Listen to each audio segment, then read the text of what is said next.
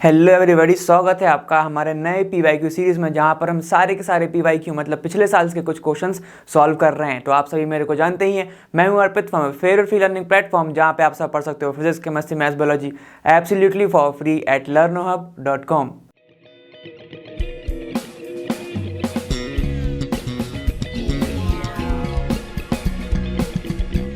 चलो 2019 के भारी भरकम सेट्स वाले क्वेश्चंस पेपर को सॉल्व करते के बाद अब हम आ चुके हैं 2020 के भारी भरकम के क्वेश्चन पेपर को सॉल्व करने के लिए। तो जल्दी से बिना टाइम वेस्ट करे हम जल्दी से देखते चलते हैं कि तुम्हारे कौन से चैप्टर इस साल सिलेबस में हैं। ठीक है, तो उनके सारे क्वेश्चन हम सॉल्व करेंगे और बाकी के आने वाले टाइम पे देखते हैं, तुम वहां पे सॉल्व करते जाएंगे। ठीक है, कोई भी क्वेश्चन छोड़ने वाले हम हैं नहीं, क्योंकि कुछ भी क्वेश्चन आ सकता है, कभी भी किसी चीज का भरोसा नहीं होता। ठीक है, कभी कभी छोटे चैप्टर से बड़े क्वेश्चन आ जाते हैं, बड़े चैप्टर से भी बहुत कम क्वेश्चन आते हैं। ठीक है, तो चलो फटाफट मेरे साथ चलते हैं और देखते हैं तुम्हारा पहला क्वेश्चन कौन सा है।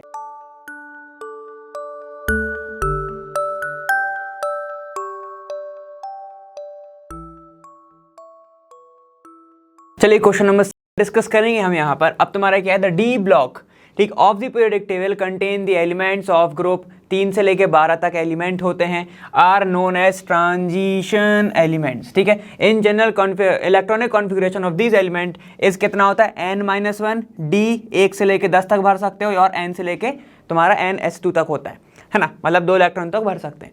द डी ऑर्बिटल ऑफ तुम्हारे क्या लिया है, देखो पेन अल्टीमेट, यहाँ पर क्या है, यहाँ पर दिया हुआ है एनर्जी लेवल कितना है तुम्हारा, is there atom receive electrons giving rise to 3 rows of the transition metal, it means क्या 3D 4D और 5D series। ठीक, however Zn CD, देखो अब ये क्या लिखा हुआ है, Zn CD and Hg are not regarded as transition element।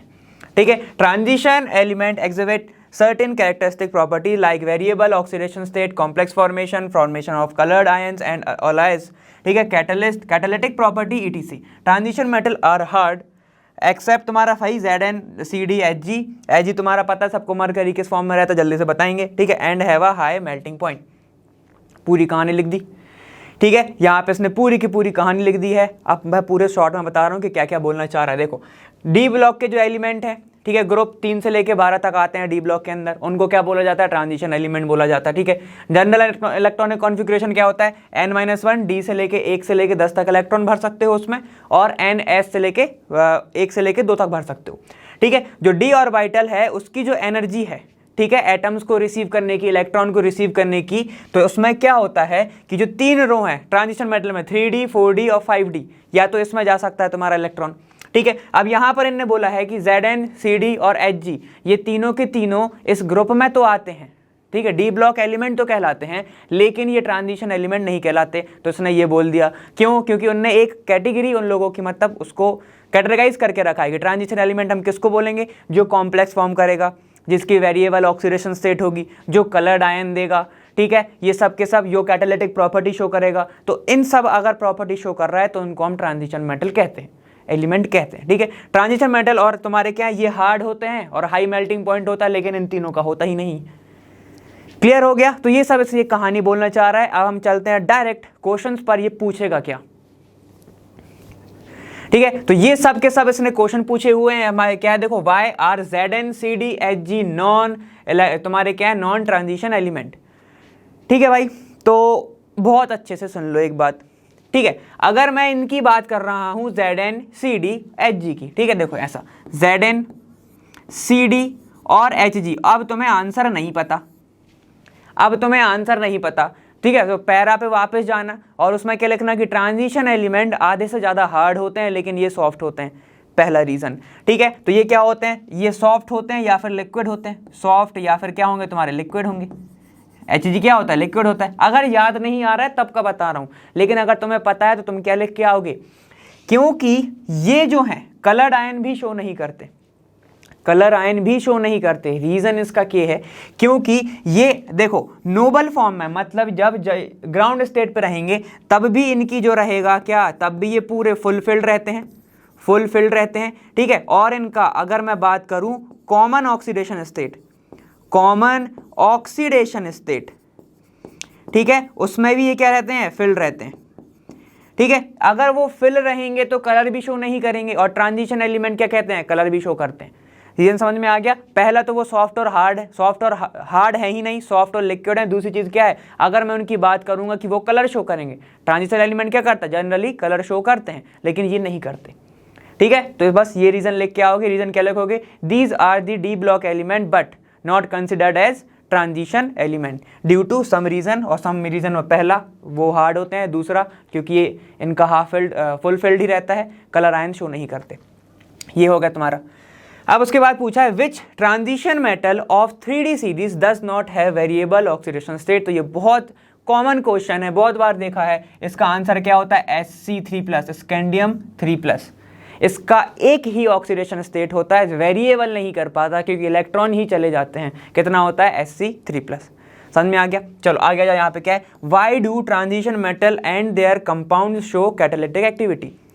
देखो इसका आंसर कैसे शो करोगे, यहाँ पे क्या है तुम्हारा, ये है थर्ड वाला।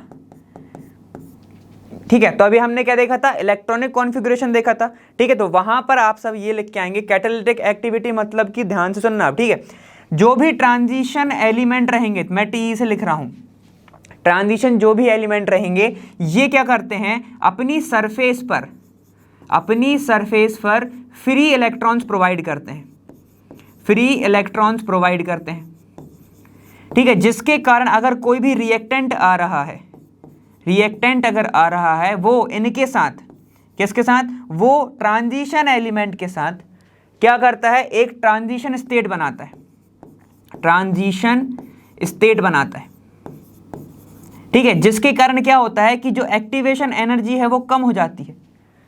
ठीक है, अब ध्यान से सुन, अभी मैं पूरा एक्सप्लेन करूंगा। एक्टिवेशन एनर्जी कम हो जाएगी तो यहां पर रिएक्शन जो है वो कम क्या हो सकती है, कम एनर्जी पे हो सकती है, मतलब रेट ऑफ रिएक्शन क्या हो जाएगी, बढ़ जाएगी।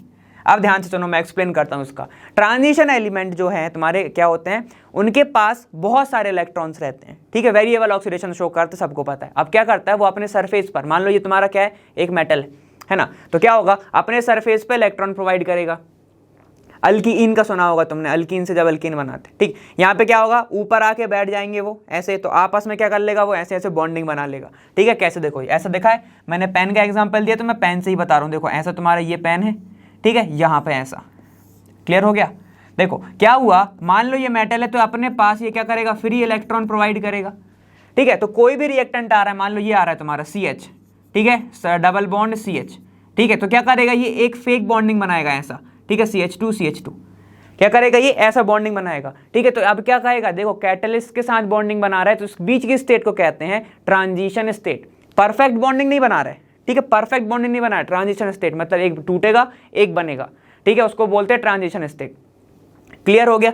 ठीक है, तो उसने क्या बनाया, ट्रांजिशन स्टेट बनाया, जिसके कारण क्या होता है कि अगर ये एनर्जी, मान लो 100 एनर्जी दे रहे थे तुम, 100 किलो जूल दे रहे थे, लेकिन अब तुम्हें सिर्फ देना पड़ेगा 50 किलो जूल। क्यों, क्योंकि उसने एनर्जी ऑफ एक्टिवेशन को कम कर दिया, एक्टिवेशन एनर्जी को कम कर दिया, जिसके कारण रेट ऑफ रिएक्शन बढ़ जाएगी। इसीलिए ये कैटालिटिक एक्टिविटी शो करते हैं। रीजन पूरा समझ गए अपन। अब क्या लिख के आओगे, ड्यू टू, ठीक है, यहाँ पे क्या होता है, फ्री इलेक्ट्रॉन प्रोवाइडेड बाय तुम्हारे transition element on their surface. ठीक है, तो उसमें रीजन लिखोगे, पहला रीजन ये है तुम्हारा कि एक्टिवेशन एनर्जी कम हो जाती है। समझ गए, तो ये तुम्हारा आंसर लिख के आओगे ऐसे तुम। आ जाओ, यहाँ पर बोला है why are melting points of transition metals high. ठीक है, इसका रीजन सुनेंगे। देखो यहाँ पर अब तुम्हें क्या देखना है, यहाँ पे पूछा है इनका जो मेल्टिंग पॉइंट है वो हाई क्यों होता है। ठीक है, बहुत हाई होता है, 9900 डिग्री सेल्सियस तक होता है। ठीक है, अब तुम बोलोगे कैसे होता है, सुनो रीजन क्या है। यहाँ पर क्या कर रहा है, फ्री इलेक्ट्रॉन प्रोवाइड कर रहा है, ध्यान लगाना एकदम दिमाग से सुनो।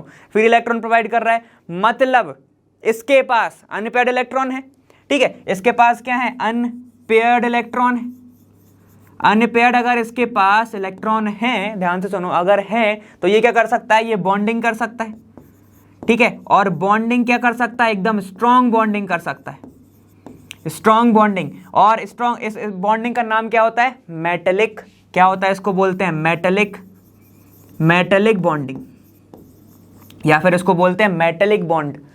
ठीक है, जिसके कारण इतनी स्ट्रॉन्ग बॉन्डिंग हो जाती है मेटल मेटल की। इसमें क्या होता है, बहुत एक तुम लोगों ने पढ़ा होगा, स्टार्टिंग में ही है तुम लोगों को सरफेस केमिस्ट्री में शायद। ठीक है, वहाँ पे क्या होता है कि कैटायन और एनायन के बीच में उन्होंने बताया हुआ है आयरन का जो फ्लो है, आयरन के मेटल में कैसे फ्लो होता है, ये सब का सब बताया हुआ है। ठीक है, तो यहाँ पर बन जाता है मेटेलिक बॉन्ड, और मेटेलिक बॉन्ड अगर बन गया ये होता है काफ़ी ज़्यादा स्ट्रॉन्ग बॉन्ड, और इसको बॉन्ड को तोड़ने के लिए तुम्हें एनर्जी क्या देनी पड़ेगी, एनर्जी तुम्हें देनी पड़ेगी हाई, जिसके कारण इसका मेल्टिंग पॉइंट भी क्या हो जाएगा, हाई। बस ऐसे लगाना है। ठीक है, due to presence of unpaired electron, ठीक है, they can bind very strongly, ठीक है, और बनाएंगे क्या, वो मेटेलिक बॉन्ड। मेटेलिक बॉन्ड क्या होता है, वो बहुत ज़्यादा उसको एनर्जी देनी पड़ेगी, बहुत ज़्यादा स्ट्रॉन्ग बॉन्ड होता है, तो मेल्टिंग पॉइंट बढ़ जाएगा। ठीक है, बस इतना लिख के आना है तुम्हें, समझ में आ गया। चलो ये फोर्थ हो गया। अब यहाँ पर है Y copper 2 plus ion coloured while तुम्हारा Zn2 plus ion is colourless. तो भाई देखो Zn2 प्लस, ठीक है, और ये क्या है तुम्हारा Zn2 प्लस। अभी डिस्कस किया हमने, Zn डिस्कस किया। मैंने क्या बोला, इसका ऑक्सीडेशन स्टेट कॉमन कौन सा है, 2 प्लस। ठीक है, तो देखो Zn हो या इसका Zn2 प्लस हो, ये दोनों की दोनों क्या रहते हैं, फिल्ड रहते हैं, ये दोनों के दोनों फिल्ड रहते हैं। ठीक है, इसका कहता है 3d10 4s2 होता है। अब 2 इलेक्ट्रॉन दे दोगे तब भी तो d10 है। ठीक है, तब भी तो d10 है, तो उसके पास d इलेक्ट्रॉन जो हैं वो अनपेयर्ड है ही नहीं। अब जब अगर अनपेयर्ड नहीं है उसके पास इलेक्ट्रॉन, तो वो जंप कहाँ करेगा और कलर कब शो करेगा, ठीक है, तो वो कलर ही शो नहीं करेगा। वहीं पे अगर हम बात करते हैं इसकी कॉपर की, कॉपर का हो जाता है 3d9, 9 हो गया, तो एक इलेक्ट्रॉन तो है ना उसके पास अनपेयर्ड, ठीक है ना, ठीक है, जिसके कारण क्या होगा, वहां पर ध्यान से सुनना, वहां पर वो इलेक्ट्रॉन जंप कर सकता है और कलर दे सकता है। तो रीजन क्या लेके आओगे कि Zn2 प्लस के पास कोई भी इलेक्ट्रॉन अनपेयर्ड नहीं है, वहीं पे, ठीक है, वहीं पे कॉपर 2 प्लस के पास अनपेयर्ड इलेक्ट्रॉन प्रेजेंट है, जिसके कारण वो कलर शो करता है, लेकिन Zn2 प्लस कलर शो नहीं करता। आप लोग इसका इलेक्ट्रॉनिक कॉन्फ़िगरेशन लिख के आएंगे, मैंने नहीं बताया, मैं बहुत बार बता चुका हूँ। ठीक है, यहाँ पे मैंने बोल ही दिया 3d10, इसका 3d9 होता है। ठीक है, बाकी का 40 लगा लेना तुम, 4s0 4s0। ठीक है, ठीक, समझ में आ गया। बस ये इसके रीजन से। अब अपन आगे चलते हैं। चलिए, अब अपन आ गए हैं तुम्हारे 6 से लेकर 9 तक के क्वेश्चन देखने हैं। सेम ही है, 1 वर्ड आंसर देना है, एक एक नंबर का, एक्सप्लेन करने की जरूरत नहीं है।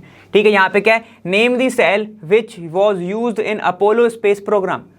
तो कौन सा सेल यूज हुआ था, कौन सा सेल हुआ था, कौन सा, अल्कलाइन फ्यूल सेल। अल्कलाइन नहीं लिखोगे तो भी चलेगा, लेकिन कौन सा लिखोगे, फ्यूल सेल। ठीक है, यहाँ पर फ्यूल सेल यूज हुआ था, fuel cell. To be specific लिखोगे अल्कलाइन फ्यूल सेल। ठीक है, ये अपोलो स्पेस प्रोग्राम में यूज हुआ था। चलो आ जाओ आगे, तुम्हारे क्या है, how many coulomb are required for the oxidation of 1 mole H2O से O2 बनाना है। तो चलिए आ जाइए, यहाँ पे क्या बोल रहा है, 1 मोल, 1 मोल। ठीक है, सेंटर में नहीं लिखता हूँ, यहाँ पे लिखूंगा तो फिर दूसरे अपन क्वेश्चन भी कर सकते हैं। देखो अब मैं लिखूंगा यहाँ पे 1 मोल, 1 मोल तुम्हारा क्या है, H2O है, बनाना क्या है इसको, O2 बनाना है। अब कितना कूलम्ब यूज हो रहा होगा, चार्ज कितना होगा, तुम्हें वो कैलकुलेट करना है। तो चलो आ जाओ, यहाँ पर क्या है, H2O मैं ऐसे लिख रहा हूँ, ध्यान से देखना। ठीक है, और ये क्या बना रहा है, O2 बना रहा है, अपने मॉलिक्यूल फॉर्म में, तो इसकी ऑक्सीडेशन स्टेट 0 होगी।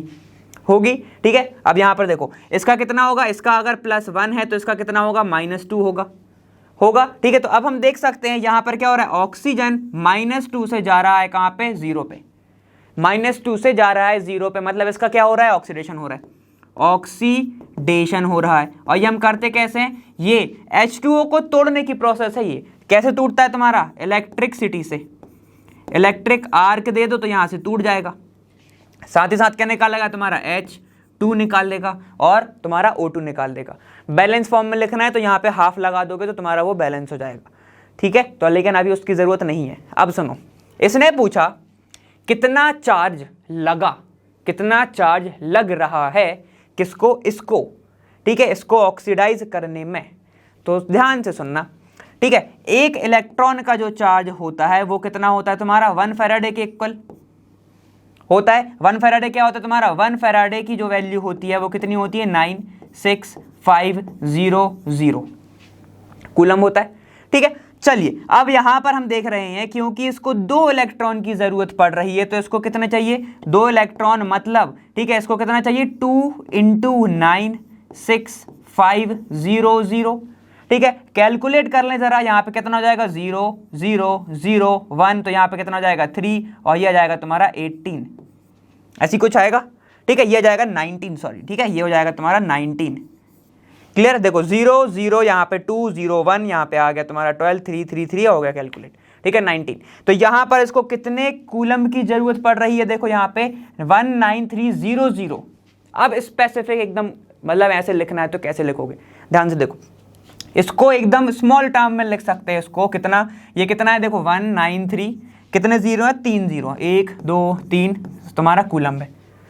इसको ऐसे लिख सकता हूं मैं 1.93 इंटू 10 की पावर, देखो कितने पॉइंट खिसका है मैंने, यहां तक लेके आया ना मैं, तो 1 2 3 4 5, तो 5 कूलम ऐसा, ठीक है। तो भैया यहां पर इसको ऑक्सीडाइज करने के लिए, ठीक है, ऑक्सीडाइज करने के लिए कितने चार्ज की जरूरत पड़ी, 1 मोल ऑफ H2O को O2 तक, तुम्हारा 1.93 इंटू 10 की पावर 5 कूलम। क्लियर है, तो यहां पर ये तुम्हारा आंसर हो जाएगा, इसके आगे हम नहीं करेंगे, तुमसे पूछा यही था। अब नेक्स्ट, ठीक है, ये हमने देखा, आप पूछ रहा है write the slope value obtain in the plot of, यहां पे क्या LNR मतलब LN रिएक्टेंट का तुम्हारा कंसंट्रेशन वर्सेस यहां पे क्या है time for the first order reaction. तो क्योंकि ये 1 नंबर का है तो आप ग्राफ बनाने की भी जरूरत नहीं है, लेकिन अगर बनाना है तो कोई दिक्कत नहीं है, ठीक है। तो देखो इसका डायरेक्ट आप आंसर लिख सकते हो कि m is equal to, m क्या है तुम्हारा, यहां पर स्लोप है, ये रहा तुम्हारा स्लोप, इज इक्वल टू क्या होता है k अपॉन 2.303, ठीक है। तो यहां पर क्या होता है, स्लोप तुम्हारा होता है k अपॉन 2.303, ये तुम्हारा आंसर हो जाएगा। क्लियर हो गया, ठीक है। अब ये क्या है, देखो यहाँ पे x एक्सिस में तुम्हारा टाइम होगा, y एक्सिस में r होगा, नीचे स्लाइड जाएगा तुम्हारा स्लोप, तुम्हें वो बताना है। ln है तो यहाँ पे स्ट्रेट लाइन ही आएगी, ठीक है, क्योंकि ये स्ट्रेट लाइन की इक्वेशन है। y is equal to mx plus t से अपन निकालते हैं, ठीक है। चलो वहां पे नहीं जाना, बस इतना लिख के आना है और आंसर लेके आना है, खत्म। चलो आ जाओ, देखो अब नेक्स्ट है आपका कि name the disaccharide which one hydrolysis give 2 molecule of glucose, मतलब कौन सा ऐसा कंपाउंड होगा जो हाइड्रोलाइसिस के टाइम पे तुम्हें क्या देने वाला है, 2 ग्लूकोज के मॉलिक्यूल देने वाला है। तो हम सबको पता है कि माल्टोज क्या होता है, एक माल्टोज होता है जो कि टूटने पे तुम्हें 2 ग्लूकोज के क्या देता है, मॉलिक्यूल देता है, ग्लूकोज प्लस ग्लूकोज देगा, ठीक है। जब जैसे अगर तुम सुक्रोज की बात करोगे, सुक्रोज तुम्हें ग्लूकोज और फ्रक्टोज देगा, ठीक है। तो ऐसे जो भी चीज़ होती है, तो माल्टोज एक ऐसा डाइसैकेराइड है जो टूटने पे तुम्हें जो 2 मोनोसैकेराइड देगा, वो कौन से होंगे तुम्हारे, ग्लूकोज और ग्लूकोज। क्लियर है, तो ये हो गया तुम्हारा ये वाला क्वेश्चन। अब अपन चलते हैं नेक्स्ट क्वेश्चन पर। चलो सेट नंबर 3 का अब तुम्हारा नेक्स्ट क्वेश्चन 12th वाला क्या बोल रहा है, रेसिमाइजेशन ऑकर्स इन, ठीक है। तो लाइव क्लास में अपन ने ये पढ़ा हुआ है क्या, SN1 SN2, ठीक है। अगर तुम नीट वाले से आ रहे हो तब भी मैंने पापन ने पढ़ा SN1 SN2, ठीक है। तो ध्यान दो, SN1 में क्या हो रहा है, मैं ऑप्शन नहीं देख रहा हूं, आप सब बताएंगे मुझे। SN1, ठीक है, ये रहा तुम्हारा SN1, ठीक है, और ये तुम्हारी SN2, ठीक है। पूरा ही देख लो, यहां पर क्या बनता है तुम्हारा, कार्बोकैटायन बनता है। यहां पर तुम्हारा क्या होता है, transition state, pentavalent transition state, ठीक है, ये सबको पता है। यहां पर क्या होता है, ये जो न्यूक्लियोफाइल आएगा, या तो कार्बोकैटायन कैसे बनेगा, ऐसे कुछ बनेगा, यहां पर ऐसा, ठीक है। अब कार्बोकैटायन कहां से अटैक कर सकता है, यहां से भी अटैक कर सकता है पीछे से, और ये तुम्हारा आगे से भी अटैक कर सकता है, न्यूक्लियोफाइल जो आ रहा है, ठीक है, वो दोनों साइड से अटैक कर सकता है। लेकिन ट्रांजिशन स्टेट में क्या रहता है, हमेशा इन्वर्जन होता है, पीछे से अटैक करता है, ठीक है, क्योंकि ट्रांजिशन स्टेट बन रही होती है, ठीक है। ये तुम्हारा मान लो एक कार्बन है और यहाँ पर तुम्हारा एक लीविंग ग्रुप है, ये लीविंग ग्रुप है और ये तुम्हारा न्यूक्लियोफाइल आके बैठा है, ठीक है। तो यहाँ पे क्या हो रहा है, देखो लीविंग ग्रुप के अपोजिटली आके क्या कर रहा है, वो यहाँ पे अटैक कर रहा है, क्लियर है। और यहाँ पे क्या हो रहा है, वो दोनों साइड से अटैक कर सकता है, इसको मैं बोलूंगा बैक साइड, ठीक है, बैक साइड अटैक। और यहाँ पे ये क्या कर रहा है, क्या, front side attack, front side attack, ठीक है। अब सुनो, अगर तुम्हारा बैक साइड से अटैक करता है, ठीक है, तो क्या हो रहा है, वो इनवर्ट डायरेक्शन है ना उसकी, जहां से वो निकल रहा है उसका इनवर्ट डायरेक्शन है, तो उसको हम बोलते हैं इन्वर्जन, इसको ही हम बोलते हैं इन्वर्जन। अगर फ्रंट साइड से कर रहा है तो उसे बोलते हैं रिटेंशन, रिटेंशन, ठीक है। और इन दोनों अगर साथ में हो रही है तो उसे हम बोलते हैं क्या, रेसिमाइजेशन, रेसिमाइजेशन। और इस मिक्सचर का नाम क्या होता है तुम्हारा, रेसिमिक मिक्सचर, रेसिमिक मिक्सचर, ठीक है। तो अपन ने पूरा ही देख लिया, पूरा ही क्लियर हो जाएगा। चलो यहां पर क्या होगा, इन्वर्जन होगा, यहां होगा इन्वर्जन, ठीक है। बस अब पूरा आंसर तुम्हारे सामने है। यहाँ पे क्या बोल रहा है, रेसिमाइजेशन ऑकर्स इन, किसमें हो रही है, देखो यहाँ पे, यहाँ पर हो रही है तुम्हारी किसमें, SN1 में, तो SN2 हटा दो, दोनों में तो होती ही नहीं है, नहीं मतलब किसी में नहीं हो, ऐसा तो है ही नहीं, और इसमें दोनों में नहीं होती। क्लियर है, आंसर कौन सा है तुम्हारा, सेकंड वाला। क्लियर है, चलो आगे चलते हैं। चलिए नेक्स्ट क्वेश्चन आ गया है हमारा 13th क्वेश्चन। क्या बोल रहा है, ये तुम्हें एक कंपाउंड दिया हुआ है, ऑन हीटिंग विथ क्लोरोफॉर्म और alcoholic QH give fall smell of. ठीक है, यहाँ पर अब चीज़ें दी हुई है, चलो तुम्हें ध्यान होगा यहाँ पर, ध्यान दो अच्छे से एक बार। ठीक है, ये देखो, ये तुम्हारा क्या दिख रहा है, CH2 और तुम्हारा NH2 दिख रहा है। ठीक है, और क्या दिख रहा है तुम्हें इसके अलावा, यहाँ पर सर हमें दिख रहा है कि ये तुम्हारा क्या है, प्राइमरी अमाइन है। ठीक है, बहुत अच्छे, चलो अगर ऐसा दिख गया तो बड़ी बात है। ठीक है, यहाँ पे क्या है, अब CHCl3 के साथ रिएक्शन कर रहा है और यहाँ पर तुम्हारा क्या है, एल्कोहलिक KOH के साथ भी रिएक्शन कर रहा है। क्लियर, अब क्या होने वाला है, इस रिएक्शन का नाम क्या होता है, इसी को बोलते हैं क्या, कार्बेलामाइन रिएक्शन। कार्बेलामाइन रिएक्शन इसी का नाम होता है। इसमें क्या बनता है, इसमें बनता है तुम्हारा आइसोसाइनाइड। क्या बनेगा, बस यहाँ पर NC जुड़ जाएगा। क्लियर है, तो चलो, और तुम्हारा आइसोसाइनाइड ही कौन सा कलर स्मेल देता है, फुल स्मेल देता है। ठीक है, चलो अब आ गया जो तुम्हारा बनने क्या वाला, देखो यहाँ पर OH लग गया, ये नहीं बनेगा। ठीक है, यहाँ पर NC है, तो चलो और ऑप्शन देख लेते हैं। यहाँ पर साइनाइड जैसे का तैसा हो जाएगा, साइनाइड नहीं बनता, आइसोसाइनाइड बनता है। ठीक है, यहाँ पर Cl है, ये तो आ ही नहीं सकता, कैसे लेके जाओगे। ठीक है, तो तुम्हारा ऑप्शन क्या होगा, बी वाला। प्रोडक्ट क्या बनेगा, ध्यान से देखेंगे, यहाँ पर ऐसे बनता है, ये रहा तुम्हारा प्रोडक्ट, ये CH2 और यहाँ पर N और ये ट्रिपल बॉन्ड C, ऐसे। क्लियर है, यहाँ पर आइसोसाइनाइड बनता है, ध्यान रखना हमेशा। ठीक है, और ये तुम्हारा क्या होता है, ये तुम्हारा फुल स्मेल देता है। और यहाँ पर जो तुम्हारा इंटरमीडिएट होता है वो क्या बनता है, कार्बीन। कार्बीन जो है वो इंटरमीडिएट बनता है। एक और रिएक्शन में इंटरमीडिएट बनता है, कमेंट करके बताना। ठीक है, चलो आगे, कार्बीन ही बनता है। आगे आ गए हम क्वेश्चन नंबर 15 पर। यहाँ पर क्या बोल रहा है, peptide linkage is present in. Peptide linkage किस में प्रेजेंट होती है, देखो यहाँ पर क्या है तुम्हारा कार्बोहाइड्रेट, विटामिन, यहाँ पर है प्रोटीन्स और रबर। ठीक है, तो जरा बताओ तुम्हारा पेप्टाइड लिंकेज जो है वो कब बनती है, जब दो, देखो यहाँ पे अपन ऐसे बात करते हैं, पेप्टाइड लिंकेज कब बनती है, पेप्टाइड लिंकेज। ठीक है, डायरेक्ट बता सकता हूँ लेकिन फिर भी देखो, लिंकेज ये बनती है कैसे, जब दो amino acid plus amino acid क्या हो जाए, कंबाइन हो जाए। ठीक है, और बताओ अमाइनो एसिड, प्रोटीन किस चीज से बना होता है, अमाइनो एसिड से ही मिलके बनता है तुम्हारा प्रोटीन। ठीक है, जब प्रोटीन बन रहा है किससे, अमाइनो एसिड से मिलके, और उस लिंकेज का नाम क्या होता है जब दोनों कंबाइन होते हैं, पेप्टाइड लिंकेज। ठीक है, तो बस उल्टे चल लो जरा, देखो प्रोटीन में होते हैं अमाइनो एसिड और अमाइनो एसिड जुड़े रहते हैं पेप्टाइड लिंकेज से, तो उसको क्या होगा, तुम्हारा आंसर हो जाएगा C वाला। ठीक है, क्या प्रोटीन, तो आंसर तुम्हारा इधर क्या है, आंसर है तुम्हारा C। क्लियर है, बाकी रबर में तो अलग ही लिंकेज होती है। ठीक है, यहाँ पर तुम्हारी क्या होती है, विटामिन में अलग होती है, कार्बोहाइड्रेट में अलग होती है। ठीक है, और कई बार पूछ लेता है ऑयल लिपिड दे देता है। ठीक है, तो उसमें तो कार्बन कार्बन की ही चेन होती है। ठीक है ना, तो बस इन सब को ध्यान रखना, ये बस लिंक ऐसे लिंक करते रहना चीज़ों को। ठीक, अब अपन आगे चलते हैं। चलो सेट नंबर 3 की बात करेंगे। यहाँ पे क्वेश्चन नंबर 16 यहाँ पर दिया हुआ है, तो मैं असर्शन और रीजन वाला क्वेश्चन है। क्या पूछ रहा है, conductivity of electrolyte decrease with the decrease in concentration. क्या ये बात सही है, चलो सबसे पहले तो ये समझ लो, कंसंट्रेशन की बात चल रही है। ठीक है, कंसंट्रेशन, अगर कंसंट्रेशन तुम्हारा कम हो गया मतलब ये क्या बढ़ गया, किसकी बात कर रहा है कि यहाँ पर डाइल्यूशन हो रहा है, डाइल्यूशन हो रहा है। कंसंट्रेशन कम मतलब डाइल्यूशन। ठीक है, या फिर डाइल्यूशन कम कंसंट्रेशन ज़्यादा, ऐसे समझो। ठीक है, समझ में आ गया। यहाँ पर क्या है, मान लो यहाँ पर कंसंट्रेशन KCl डाला गया। ठीक है, KCl की कंसंट्रेशन कम मतलब क्या हो रहा है, वहाँ पे तुम वॉल्यूम बढ़ा रहे हो।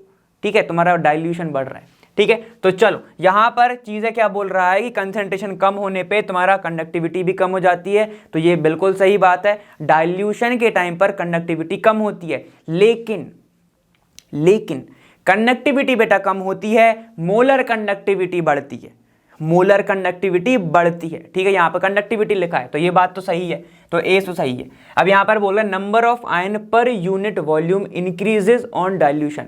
अब इसको थोड़ा एग्जांपल से समझेंगे। यहाँ पे देखो, ये तुम्हारा ऐसा है, यहाँ पर मैंने क्या किया, 100 ml में मैंने KCl डाला।